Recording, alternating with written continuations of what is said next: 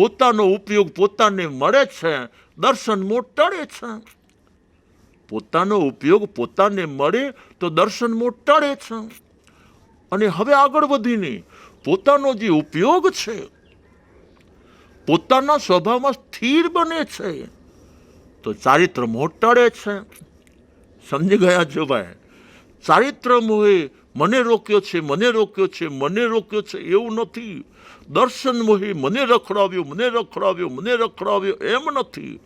દર્શન મોહને તું દૂર કરવા ધારે તે સમયે દૂર કરી શકે છે. એમાં કોઈ વાર પણ નડતો નથી, કોઈ ચોઘડિયું પણ નડતું નથી, કોઈ અપશુપન પણ નડતા નથી, કોઈ શુભાશુભ ઉદય પણ નડવા તૈયાર નથી. તારી વારે વાર છે. બસ જો દર્શન મોહ દૂર થાય ક્યારે? પોતે પોતા તરફ વળે, પોતે પોતાને મળે તો દર્શન મોહ દૂર. અને ચારિત્ર મોહ દૂર ક્યારે થાય? પોતે પોતાના સ્વભાવમાં પોતાના ઉપયોગને સ્થિર કરી તો ચારિત્ર મોહ દૂર થાય છે. કઈ પર્યાયો શુદ્ધ થઈ? અર્થ પર્યાયો શુદ્ધ થઈ ગઈ છે. જોજો, ચારિત્ર મોહ ગયો માટે શુદ્ધ થઈ, ચારિત્ર મોહ ગયો માટે શુદ્ધ થઈ. ના, એવું નથી. પોતે પોતાના સ્વભાવમાં સ્થિર થયા તો ચારિત્ર મોહ એની સ્થિતિએ ગયો છે. આપણે કાઢ્યો નથી. પરને રાખનાર કે કાઢનાર હું પોતે નથી. પરનો કરતા હરતા સમાહરતા સાચો સાધક બનતો નથી. તો ચારિત્ર મોહ એની સ્થિતિના કારણે ગયો છે. મેં તો માત્ર કામ કેટલું કર્યું? હું મારા સ્વભાવને જાણી અને સ્વભાવમાં સ્થિર થયો, આટલું જ કામ મેં કર્યું છે. તો અર્થ પર્યાય શુદ્ધ થઈ ગઈ છે. છતાં અઘાતી કર્મ હજી બાકી છે. આયુષ, નામ, વેદનીય અને ગોત્ર એના કારણે વ્યંજન પર્યાય હજી અશુદ્ધ છે, અશુદ્ધ છે, અશુદ્ધ છે. જ્યાં આયુષની પૂર્ણાહુતિ થાય છે, કેવડી ભગવાન સર્વજ્ઞ પરમાત્માના આયુષની પૂર્ણાહુતિ થાય છે તો એની વ્યંજન પર્યાય શુદ્ધ શુદ્ધ શુદ્ધ થઈ જાય છે. જીવના અસલમાં પરિણામ 3 છે: શુભ છે, અશુભ છે અને શુદ્ધ છે. જ્યાં સુધી આ જીવાત્મા આત્મવિશ્વનું અજ્ઞાન સેવે છે ત્યાં સુધી શુભાશુભ ભાવ, શુભાશુભ ભાવ, શુભાશુભ ભાવ એ આપણી અનાદિકાળની ભૂલ ચાલી આવે છે. માત્ર શુભાશુભ ભાવનું સર્જન કરવું એ અનાદિકાળની મારી તમારી બધાની ભૂલ ચાલી આવે છે. તો આ ભૂલને ભાંગવાને માટે સદશાસ્ત્ર, સદવાંચન, સદગુરુનો યોગ, આનું સેવન યથા તથ્ય ભાવે થવું જરૂરી છે. સંપૂર્ણ સમર્પણ ભાવે થવું જરૂરી છે. જો એકવાર સદગુરુદેવના હૃદયમાં સ્થાન મળી ગયું છે તો આ જીવાત્માને હું તો કહું મોક્ષ મળી ગયો છે. સદગુરુના હૃદયમાં સ્થાન, એ જીવાત્માને જ્ઞાનમાં સ્થાન, એ જીવાત્માને હૃદયમાં સ્થાન, જેને હૃદયમાં સ્થાન છે એને દર્શનમાં સ્થાન મળી ગયું. અને જે જીવાત્માને ગુરુ પરમાત્માના હૃદયમાં સ્થાન મળી ગયું છે એને ચારિત્રમાં પણ સ્થાન મળી ગયું છે. ભાવ ચારિત્રમાં સ્થાન એ આત્મા પામી ગયો છે. તો અને યાવત જે જીવાત્માને ગુરુ પરમાત્માના હૃદયમાં અણમોલું સ્થાન મળી ગયું, માની લ્યો એ જીવાત્માને મોક્ષમાં સ્થાન મળી ગયું છે. હૃદય ગુરુ, ગુરુના હૃદય, હૈયે હૈયામાં વાસ, મળી મુક્તિ પુરીમાં નિવાસ, મળી મુક્તિ પુરીમાં નિવાસ. ઉત્તમ ભાવે રામ ગાવે, ઉત્તમ ભાવે રામ ગાવે, રહેવું ગુરુ ગુણ ગાનમાં, ગુરુદેવના સત્સંગમાં, ગુરુદેવના સત્સંગમાં, રહેવાનું ભક્તિ રંગમાં, ઠરવાનું સતના સંગમાં, ગુરુદેવના સત્સંગમાં, ગુરુદેવના સત્સંગમાં. વ્યવહારથી ગુરુના હૃદયમાં સ્થાન છે અને નિશ્ચયથી આત્મિક જ્ઞાન, આત્મિક દર્શન, આત્મિક ચારિત્ર એમાં સ્થાન એ જીવાત્માને મળી ચૂકેલું છે. અને આત્માનો જ્ઞાન દર્શન ચારિત્રમાં જેને સ્થાન મળી ગયું છે, ભાવ જ્ઞાન, ભાવ દર્શન, ભાવ ચારિત્ર, નિશ્ચય જ્ઞાન, નિશ્ચય દર્શન, નિશ્ચય ચારિત્રમાં જેને સ્થાન મળી ગયું છે, એ જીવાત્માને અચૂક મોક્ષમાં સ્થાન મળી ગયું છે, મળી ગયું છે, મળી ગયું છે. અને એ જીવાત્મા વ્યવહારની પ્રધાનતા એ બોલે છે, ગુરુ ભક્તિ મારું જ્ઞાન છે, ગુરુ ભક્તિ મારું ધ્યાન, દર્શન મારું ગુરુ ભક્તિ છે, ભક્તિ બનાવે ભગવાન, દર્શન મારું ગુરુ ભક્તિ છે, ભક્તિ બનાવે ભગવાન, ભક્તિ બનાવે ભગવાન. જીવના પરિણામ 3 પ્રકારના છે.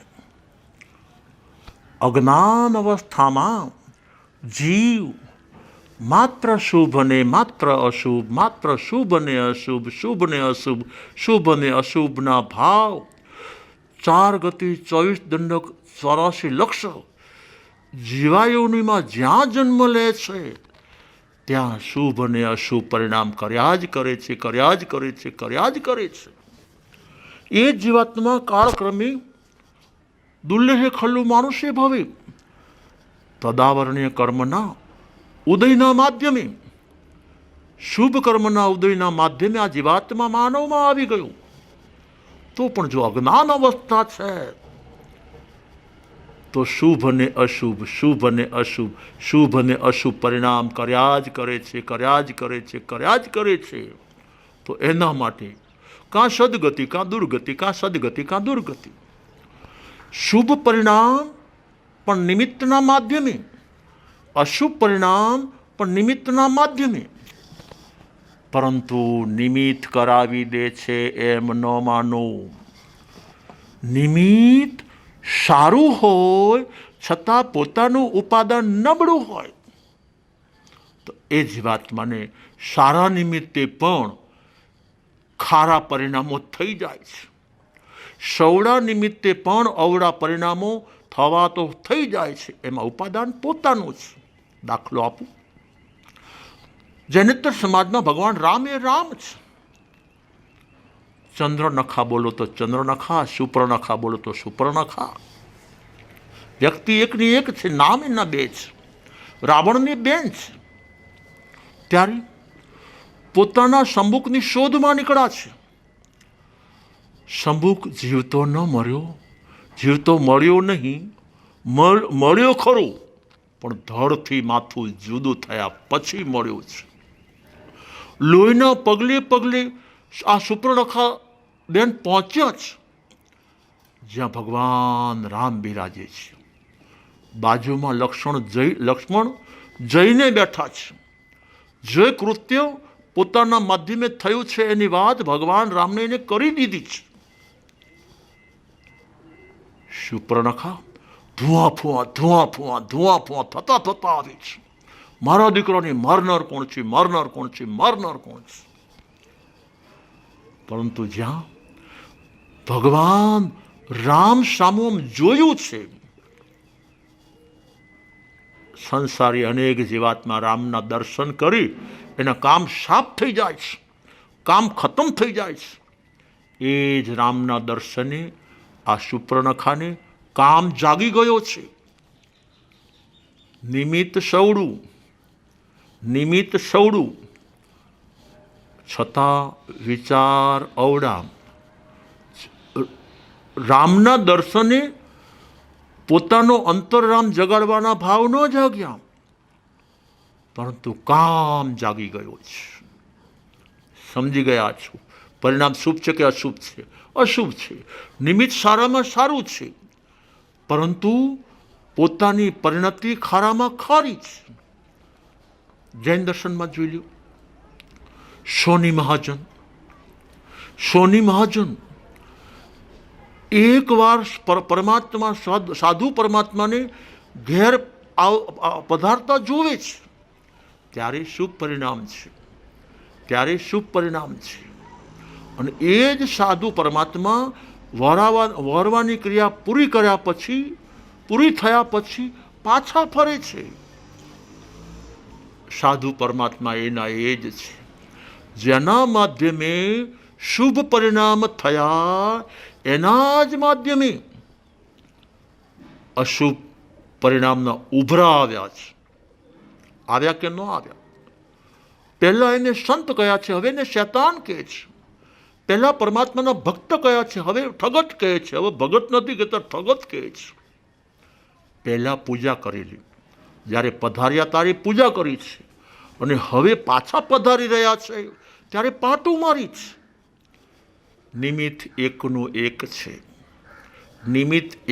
એક છે. પોતાનું ઉપાદાન જબરું હોય તો સવડા પરિણામ, પોતાનું ઉપાદાન નબળું છે તો નિમિત્ત એનું એ જ હોવા છતાં પરિણામ અવડા અને અવડા છે. આમાં નિમિત્ત નિર્દોષ અને નિર્દોષ છે. નિમિત્ત પરિણામ કરાવી દે છે એમ નથી. જ્યારે શુભ યા અશુભ પરિણામ પોતાને થાય છે, ત્યારે નિમિત્ત માત્ર હાજર હોય છે. એમાં નિમિત્તનો કોઈ દોષ નથી. રામનો શું દોષ કે સુપર્ણખાને કામ જાગી જાય? સંતનો શું દોષ, સાધુનો શું દોષ કે સોનીને ક્રોધાદી ચડી જાય? તો શુભ અને અશુભ પરિણામ સ્વાધીન નથી, પરાધીન છે, કર્મજનિત છે. કર્મ પરિણામ કરાવે છે એમ નહીં, પરંતુ કર્મના માધ્યમે પોતે કરે તો થાય છે. એની અજ્ઞાન અવસ્થા કરનારની, શુભ અને અશુભ પરિણામ કરનારની પોતાની અજ્ઞાન અવસ્થા, એ અસ્થિરતાનો યોગ છે. એના કારણે જ થયા કરે છે. હવે શુદ્ધ પરિણામ એ પણ જીવના જ પરિણામ છે, અન્યના નથી. પરંતુ એના માટે સદગુરુનો યોગ, સદગુરુનું સતત સાનિધ્ય, સદ સાહિત્ય, અધ્યાત્મ યોગીનો યોગ અને સતત વાંચન, સતત સાનિધ્ય. અને એ સાનિધ્ય કરાવી દે એવું ન માનો. શુદ્ધ પરિણામ સંતોનું સાનિધ્ય કરાવી દે છે એમ નહીં. શુદ્ધ પરિણામ શાસ્ત્ર કરાવી દે છે એમ નહીં. શાસ્ત્રના નિમિત્તે, સદગુરુના નિમિત્તે સાધક પોતે પોતાનો ઉપયોગ પોતા તરફ વાળે છે તો શુદ્ધ પરિણામ થાય છે. એમને એમ થાય છે એવું નથી. ત્યારે પરમાત્મા જેવા પરમાત્માએ સમાજના સંતો, શાસનના સંતો જે સામાયિક ચારિત્રમાં છે, છેદોસ્તાપને ચારિત્રનું પાલન કરતા વિચરી રહ્યા છે. અરે પરિહાર વિશુદ્ધિ બોલો અથવા તો સૂક્ષ્મ સંપ્રાય બોલો, ચાર ચારિત્રના પાલનમાં જે તદાકાર ને એકાકાર છે, એવા સાધકોને આગળ વધારવાને માટે પરમાત્માએ ભગવતી સૂત્રોમાં કહી દીધું છે. ઉસૂત રિયમાણે, તમે સૂત્ર અનુસાર વિચરતા નથી, સૂત્રથી વિરુદ્ધ વિચરો છો. તો આવું નબળું વાક્ય કોઈ દી પરમાત્મા બોલે નહીં, અને પરમાત્મા બોલે એ કોઈ દી ખોટું હોઈ શકે નહીં. સામેલા જીવાત્માને નકારાત્મક વલણ માટે કહ્યું છે ન માનો. પરમાત્માએ પાવર પૂરવા માટે કહ્યું છે, છલાંગ મારો, કસાઈના કૂવામાંથી બહાર આવી જાઓ.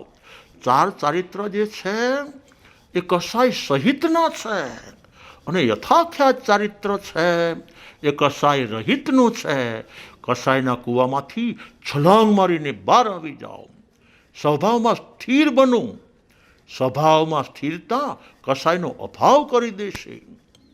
જોજો, પરમાત્મા જ્યારે નકારાત્મક સૂચન આપતા હોય તો પણ સાધકોમાં પાવર પૂરવા માટે કહેતા હોય છે.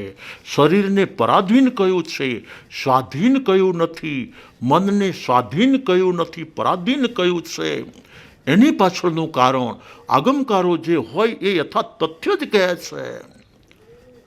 શું કામ? એ સંયોગજન્ય છે, એ પુણ્યની દેન છે. પુણ્ય પોતે પરાધીન છે. પુણ્યને રહેવું છે, રહી શકવાનું છે. સ્થિતિ પૂરી થશે, જતું રહેવાનું છે. સમજી ગયા છો? જે પોતે પરાધીન હોય તો પોતાના બચ્ચા સ્વાધીન ક્યાંથી હોય? પરંતુ આ બધા વિષયની અંદર આગમના કોઈ પણ મર્મ બહુ સૂત્રી મહારાજ સાહેબે, સૂત્રધર પરમાત્માએ જે એના હેતુઓ બહાર પાડેલા હોય, એના મર્મ કહેલા હોય, એની સામે કોઈ તર્ક કરે, કોઈ વિતર્ક કરે, કોઈ વાદ કરે, કોઈ વિવાદ કરે, એ માત્ર વર્તમાન કાળના વિચારોનો ફુગાવા સિવાય કાંઈ છે નહીં. આગમ જો મનીને તમને માન્ય છે તો બહુસૂત્રી મહારાજ સાહેબે યથાતથ્ય ભાવે જે અર્થ કરેલા હોય એ બધા મનીને તમને માન્ય હોવા જરૂરી છે.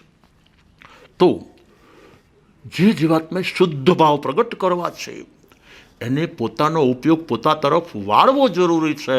તો સદશાસ્ત્રને સદગુરુદેવ એમાં નિમિત્ત કહેવાય છે. તો જ્યાં સુધી આ જીવાત્મા ઉદયના ઘરમાં રહે છે અને ઉદયના ઘરમાં રમે છે, ત્યાં સુધી હું મોટો છું, તું નાનો છું, હું ધનવાન છું, તું ગરીબ છે, હું ભણેલો છું, તું અભણ છે, હું આગળ છું, તું પાછળ છે. આવા ભેદ પાડી અને આ જીવાત્મા અહમના સર્જન કરે છે. પરંતુ જે જીવાત્મા આત્માના ઘરમાં પહોંચી જાય છે, પોતાના ઉપયોગના મધ્યે સ્વભાવ સુધી પહોંચી જાય છે, એને અનુભવ જ્ઞાન થાય છે કે નાનો નહીં, મોટો નહીં, ખોટો નહીં, સાચો નહીં. નાનો નહીં, મોટો નહીં, ખોટો નહીં, સાચો નહીં. છદ્રવ્યમાંનો એક હું, સ્વસ્વરૂપમાં કાચો નહીં. છદ્રવ્યમાંનો એક હું, સ્વસ્વરૂપમાં કાચો નહીં. આત્મદ્રવ્ય નાનું પણ નથી, મોટું પણ નથી. આત્મદ્રવ્ય ખોટું પણ નથી, સાચું પણ નથી. જે છે તે છે. છ દ્રવ્યમાંનો એક હું.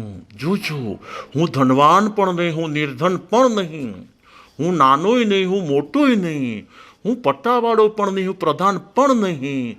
હું માત્ર चेतन हूँ, चेतन हूँ, चेतन हूँ, चेतन के अलावा मैं कुछ नहीं हूँ. પદ્મમ નાણમ આગમકારો લખે છે, વ્યવહાર નયની પ્રધાનતાએ આત્મજ્ઞાન પહેલાં છે. વ્યવહાર નયની પ્રધાનતાએ આત્મજ્ઞાન પહેલાં છે. અને માનવ ભાવમાં કરવા જેવું હોય, મેળવવા જેવું હોય તો માત્ર ને માત્ર એક આત્મજ્ઞાન જ મેળવવા જેવું છે, આત્મજ્ઞાન જ કરવા જેવું છે, આત્મતત્વનો અનુભવ કરવા જેવો છે. માનવ ભાવની સફળતા હોય તો સ્વસ્વભાવનો સ્વાનુભવ એ ભાવની સફળતાની નિશાની છે. સ્વાનુભવ થયા પછી સ્વભાવમાં સ્થિરતા એ ભાવની સફળતા છે. સ્વભાવની સ્થિરતા એ સિદ્ધ ગતિ મળે છે. માટે ભાવનો અભાવ થઈ જાય છે. નાદંશણિશ નાણમ નિશ્ચયની દ્રષ્ટિએ દર્શનની શુદ્ધિ વગર જ્ઞાનની શુદ્ધિ થતી નથી. દંશણ મૂલ્યો ધમ્મો આગમકારો લખે છે, આત્મિક અનુભવ, આત્માની પ્રતીતિ એ જ ધર્મ છે. આ પ્યોર નિશ્ચય નયની અપેક્ષાએ દર્શન પ્રથમ છે, જ્ઞાન પછી છે. અને વ્યવહાર નયની અપેક્ષાએ જ્ઞાન પહેલાં છે, દર્શન પછી છે. જ્ઞાન કા વિષય जानने के लिए है. જ્ઞાનનો વિષય માત્ર જાણવું, માત્ર જાણવું, માત્ર જાણવું. જોજો, જે જીવાત્મા પોતે પોતાને જાણ્યા પછી અન્યને જાણે છે તો રાગદ્વેષથી રહિત બનીને વિતરાગ સુધી પહોંચી શકે છે. પરંતુ જે જીવાત્મા નિજ રૂપને જાણતો નથી, પોતે પોતાના ઘરને પીછાણતો નથી, પોતાના ઘરનો અનુભવ છે નહીં, અને એ જીવાત્મા જગતને જાણવા જાય છે. જાતને જાણ્યા વગર જે જીવાત્મા જગતને જાણવા જાય છે એ જગતમાં રહે છે અને જગતમાં ભમે છે. સ્વપર વ્યવસાય જ્ઞાનમ પ્રમાણમ. જ્ઞાન પ્રમાણ કહેવાય કોની? સ્વને પણ જાણે, પરને પણ જાણે, પોતાને પણ જાણે, બીજાને પણ જાણે. પણ પોતાને જાણ્યા વગર જે જીવાત્મા પરને જાણવા જાય છે એ પાટું ખાય છે, સંસારના ભવોની પાટું અનંતકાળથી ખાય છે. તો જ્ઞાન પહેલા નંબરમાં જીવને જાણે અને વ્યવહારથી જળને જાણે. વ્યવહાર નિશ્ચય નહીંથી પોતાને જાણે અને વ્યવહાર નહીંથી પરને જાણે. આગળ વધીને કહેવું હોય તો જ્ઞાન પહેલાં જ્ઞાન ગુણને જાણે, જ્ઞાન ગુણને જાણે અને સહવર્તી રહેલા અનંત ગુણને પછી જાણે. જોજો આજે કોઈ પણ સામાન્ય આત્માને પૂછો કે આ ઉત્તમ મુનિના દર્શન તમને થાય છે? તો બધા હા પડશે, હા ગુરુદેવ આપના દર્શન મને થાય છે, મને થાય છે, મને થાય છે. ભાઈ મારા દર્શન તમને થયા કેવી રીતે? તો ગુરુદેવ આંખ મળી છે ને એટલે થયા છે. જગતની વસ્તુ બધી દેખાય છે, વ્યક્તિઓ દેખાય છે, હા ગુરુદેવ દેખાય છે. અમને આંખ મળી છે માટે સારાય જગતનું દર્શન અમે કરી શકીએ છીએ. વસ્તુઓ દેખાય છે ને વ્યક્તિઓ દેખાય છે. અરે ભલા માણસ, આંખ તો ઘણી મોટી છે, વચ્ચે જોજો કાળો છે, આજુબાજુ ધોળો છે કે નહીં? તો હા ગુરુદેવ એ કાળી કીકી છે ને એના કારણે. ભાઈ કાળી કીકીમાં પણ એક ચમકતો પદાર્થ છે, જો ઝીણો ઝીણો, તો કે એના માધ્યમે દેખાય છે. એ કીકી છે માટે દેખાય છે. અનુભવી આત્માઓ કહે છે કે આંખ તો માત્ર નિમિત્ત છે, ડોળો તો માત્ર નિમિત્ત છે, કીકી તો માત્ર નિમિત્ત છે, એના માધ્યમે દેખાય છે એમ નહીં. આ દેહરૂપી દેવળની અંદર એનો સંચારનો ચલાવનાર ચેતન ભગવાન વિદ્યમાન છે. અને એ ચેતન ભગવાનમાં જ્ઞાન નામનો ગુણ છે માટે દેખાય છે. જો ચેતન ભગવાન વિદ્યમાન હોય જ નહીં અને ડેડ બોડી એમને એમ હોય અને આંખ ખુલ્લી હોય, ડોળોય દેખાય ને કીકીએ દેખાય પણ જગતે ન દેખાય, જાતે ન દેખાય. કેમ ભાઈ? તો દેખાય છે જ્ઞાન ગુણના માધ્યમે દેખાય છે. તો બહુમાન જ્ઞાન ગુણનું આવવું જોઈએ.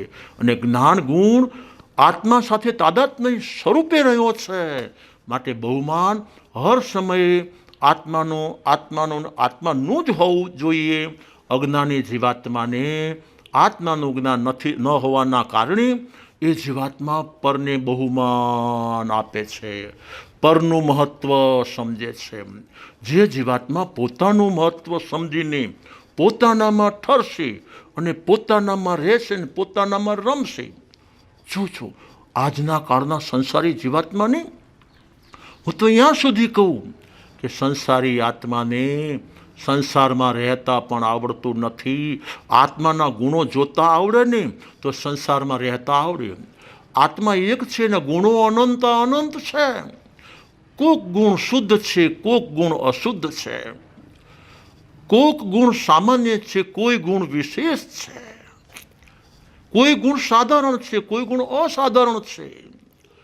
છતાં બધા હળીમળીને ભળી અનંતકાળથી સાથે રહે છે અને અનાદિ અનંતકાળ સુધી સાથે ને સાથે રહેવા વાળા છે. ત્યારે આજે સંસારી જીવડા નાના નાના હોય ને ભાઈઓ, ત્યારે મોટો નાના વગર રમે નહીં, નાના વગર મોટો જમે નહીં, એટલી બધી પ્રીતિને પ્રેમ હોય છે. પરંતુ જ્યાં મોટા થાય છે ત્યારે જીવનના હાડા ખોટા થઈ જાય છે. ખોટા ભલે ખોટા રહે, ખોટા તમે થાશો નહીં. મોટા ભલે મોટા રહે, મોટા તમે થાશો નહીં. જોજો હવે આ જીવાત્મા મોટો થઈ ગયો છે, પગ આવી ગયા છે, આંખ આવી ગઈ છે, પાવર આવી ગયો છે. તો સૌથી પહેલાં મા બાપને પાટું મારે છે. નાના ભાઈ મોટા ભાઈને પાટું મારી અને પોતાનો રાજમહેલ તૈયાર કરી નાખે છે. મેં કીધું પહેલાં એક ભવ પૂરતું પણ જો આપણને ભેગું રહેતા આવડતું નથી તો આના કરતાં આપણો આત્મા હાથ દરજે સારો છે કે સાધારણ ગુણો અનેક છે અને અસાધારણ ગુણો અનેક છે. અજ્ઞાન અવસ્થામાં પણ બધા ગુણો ભેગાના ભેગા રહે છે. પછી નરકમાં જાય તોય ભેગા, તિર્યંચમાં જાય તોય ભેગા, ચાહે દેવલોકમાં જાય ચાહે માનવમાં આવી જાય, છતાં એ અનંત ગુણ ભેગાને ભેગા જ રહે છે. કોઈ વિખૂટા પડવાનું નામ લીધું નથી. પછી એ સિદ્ધમાં જાય તોય ભેગાને ભેગા જ રહે છે. આ જીવાત્માને એક ભવમાં પણ જો ભાઈ ભાઈને સાથે રહેતા આવડતું નથી, મા બાપ સાથે આ સંતાનને જો રહેતા આવડતું નથી, તો એ જીવાત્માને આત્મિક જ્ઞાન થવા માટે તો લાખો યોજનની વાતો દૂર છે. તો જે જીવાત્મા આત્મ સ્વભાવને સમજીને, આત્મગુણોને સમજીને, હળીમળીને ભળીને રહેતા શીખશે, ઘરની અંદર હળીમળીને ભળીને અભેદ ભાવે રહેતા શીખશે, તો એને તન અને મનનું સુખ મળશે ને મળશે. અને આત્મ સ્વભાવ સાથે દ્રવ્ય, ગુણ અને પર્યાય એકમેક કરીને રહેશે. હળીમળીને ભળીને અનુભવના સમયે દ્રવ્ય, ગુણ, પર્યાય અભેદ અને અભેદ હોય છે.